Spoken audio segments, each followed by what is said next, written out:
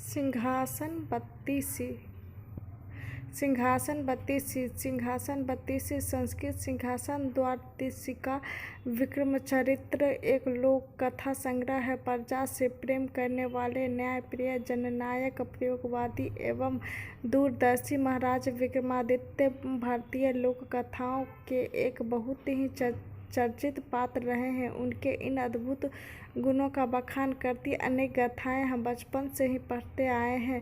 सिंहासन बत्तीसी भी ऐसी ही 32 कथाओं का संग्रह है जिसमें 32 पुतलियां विक्रमादित्य के विभिन्न गुणों का कहानी के रूप में वर्णन करती हैं। सिंहासन बत्तीसी भी संस्कृत की रचना है जो उत्तरी संस्करण में सिंहासन द्वादशी तथा विक्रमचरित्र के नाम से दक्षिणी संस्करण में उपलब्ध है। पहले के संस्कर्ता एक मुनि कहे जाते हैं जिनका नाम क्षेपेंद्र था।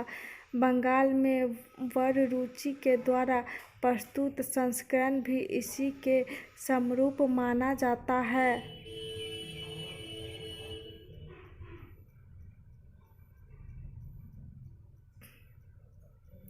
इसका दक्षिणी रूप ज़्यादा लोकप्रिय हुआ और स्थानीय भाषा में इसके अनुवाद होते रहे और पौराणिक कथाओं की तरह भारतीय समाज में मौखिक परंपरा के रूप में रच बस गए। इन कथाओं की रचना बेताल पंचवटी या बेताल पचीसी के बाद हुई, पर निश्चित रूप से इनके रचना काल के बारे में कुछ नहीं कहा जा सकता।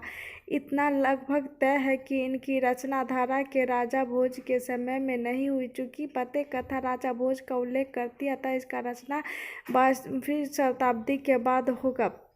इन कथाओं की भूमिका भी कथा ही है जो राजा भोज की कथा कहती है। 32 कथाएं 32 पुतलियां के मुख से कही गई है जो एक सिंहासन में लगी हुई है। यह सिंहासन राजा भोज को विचित्र परिस्थिति में प्राप्त होता है। एक दिन राजा भोज को मालूम होता है कि एक साधारण सा चरवाहा अपनी न्यायप्रियता के लिए विख्यात, जबकि वह बिल्कुल तथा पुश्तैनी रूप से उनके ही राज्य के कुम्हारों की गायें भैंसें तथा बकरियां चरता है। जब राजा भोज ने तहकीकात कराई तो पता चला कि वह चरवाहा सारे फैसले एक टीले पर चढ़कर करता है। राजा भोज की जिज्ञासा बढ़ी और उन्होंने खुद भेष बदलकर उस चरवाहे को एक जटिल मामले में फैसला करते देखा। उसके फैसले और आत्मविश्वास से भोज इतना अधिक प्रभावित हुए कि उन्होंने उससे उसकी इस अद्वितीय क्षमता के बारे में जानना चाहा। जब चरवाहे ने, जिसका नाम चंद्रभान था, बताया कि उसमें यह शक्ति टीले पर बैठने के बाद स्वतः चली आती है, भोज ने सोच विचार कर टीले को खुदवाकर देखने का फैसला किया।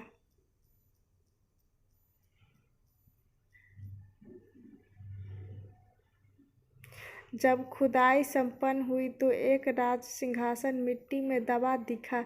यह राज सिंहासन कारीगरी का अभूतपूर्व रूप प्रस्तुत करता था। इसमें 32 पुतलियां लगी थी तथा कीमती रत्न जड़े हुए थे। जब धूल मिट्टी की सफाई हुई तो सिंहासन की सुंदरता देखते बनती थी।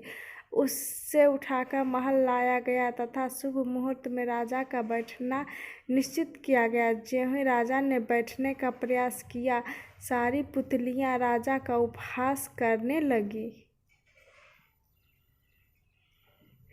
खिलखिलाने का कारण पूछने पर सारी पुतलियां एक एक कर विक्रमादित्य की कहानी सुनाने लगी तथा बोली कि इस सिंहासन जो कि राजा विक्रमादित्य का है पर बैठने वाला उसकी तरह योग्य, पराक्रमी, दानवीर तथा विवेकशील होना चाहिए।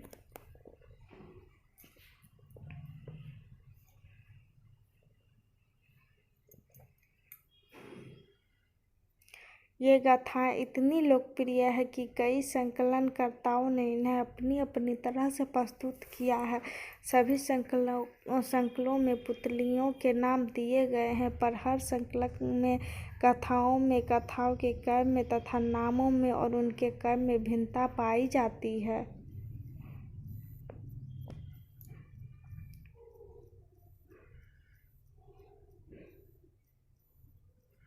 अगर आपको ये कहानी अच्छी लगे तो प्लीज़ लाइक कर दीजिएगा।